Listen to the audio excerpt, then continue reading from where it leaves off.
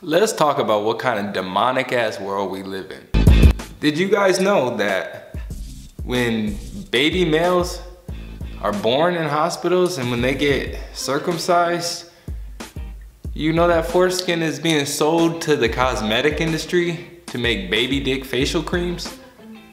Did you guys know that it's being sold to the pharmaceutical industries, to the medical industries? Did you guys know that? Because I didn't.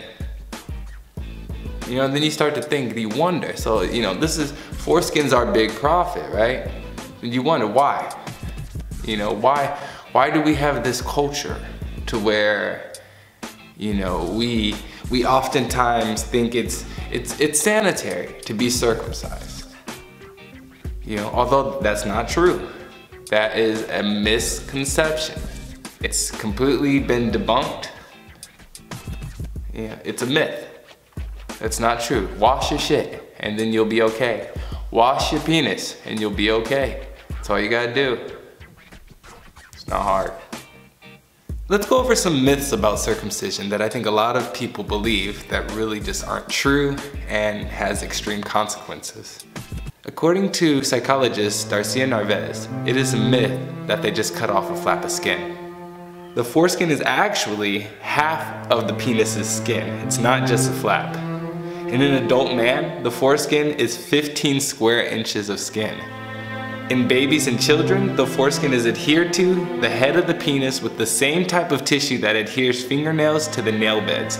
Removing it requires shoving a blunt probe between the foreskin and the head of the penis and then cutting down and around the whole penis. Myth 2, it doesn't hurt the baby.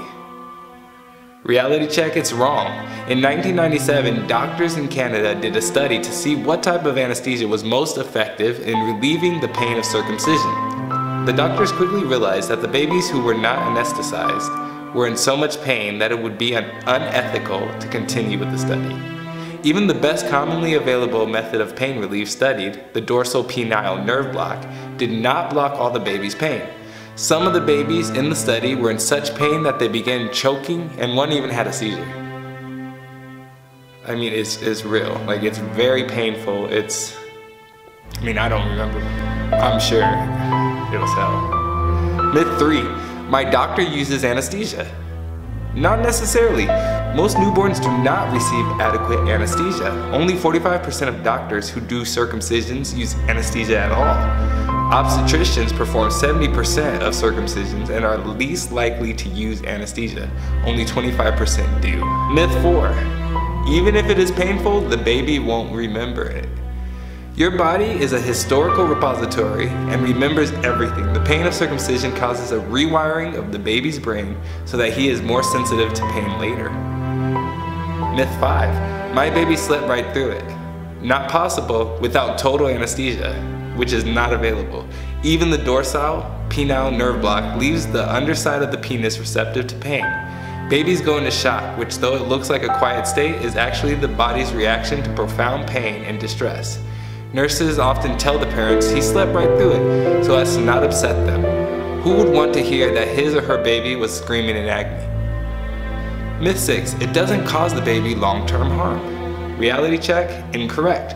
Removal of healthy tissue from a non-consenting patient is in itself harm and has long-term effects. You know, I was circumcised as a baby, and one of the things that bothers me is when I exercise, the head of my penis is constantly rubbing against my clothes, you know, my shorts, my underwear, everything. And so after a while it starts to hurt to where I'm constantly having to adjust myself. And that's, you know, that could have all been avoided had I not been circumcised. You know, if I had a time machine, I would go back and probably slap my mom.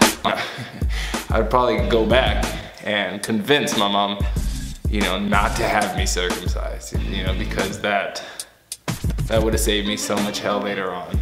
Another thing that a lot of people don't really talk about or don't realize is that you can get sexual problems. You can develop sexual issues, sexual problems, you know, from being circumcised. You know, you lose sensitivity and your shit's constantly rubbing against stuff. So it's, You know, it could turn out it's, you know, much harder to have orgasms or whatever, you know. But we also think for aesthetic reasons, you know, it looks ugly. It's ugly. Uncircumcised penises are ugly. How is what God gave you, what's natural, how is that ugly? You know, it's obviously just because we created a culture that normalizes mutilated dicks for some reason. Well, I just told you the reason, because it's big money. You know, so we created this culture that goes against God's creation, God's natural creation. And, you know, we normalized circumcision. We normalized, you know, this attempt for man to perfect God's creation. So, you know, we fucked from day one, right?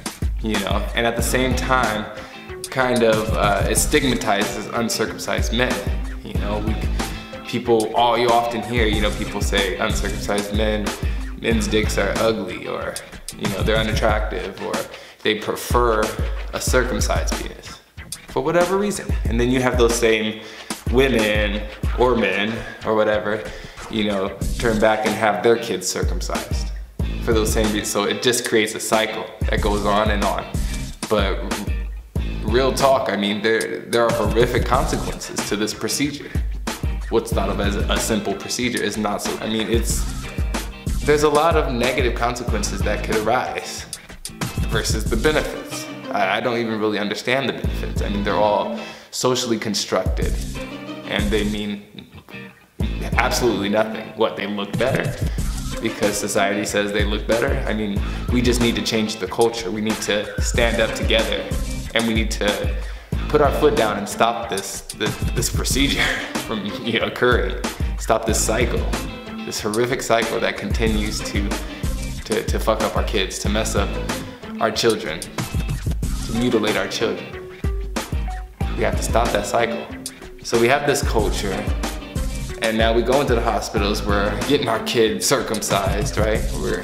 You know, they're going from, you know, absolutely in love with mommy and daddy, and, you know, from hearing their voices in the womb and having that connection, to being forced through a little hole, to being exposed to bright light, to all these strangers grabbing on them and cutting on them and slicing parts off of them. Like, I mean, that must be severely traumatizing, you know. And if we need our people to educate ourselves, we need to educate ourselves so that we can realize that this procedure is only benefiting the hospitals and these industries who are profiting. The cosmetic industry, the pharmaceutical industry, the medical industries, they're profiting from your baby's foreskins. I mean, I don't know how to make it clear to you guys. Like, get mad, get offended. You know, at least if you're gonna choose it, I mean, at least it should be like with, like, you know, when you donate your hair, or, you know, when you give plasma or blood or whatever. You know, you get some type of compensation. Why aren't these mothers and these families getting some type of compensation for having their babies getting mutilated and then having their foreskins sold off for profit? You know, why is it that the only people who are benefiting are these companies, these businesses? We need to really start thinking about that and check ourselves and check what we're accepting as normal, because it's not normal. This is not okay.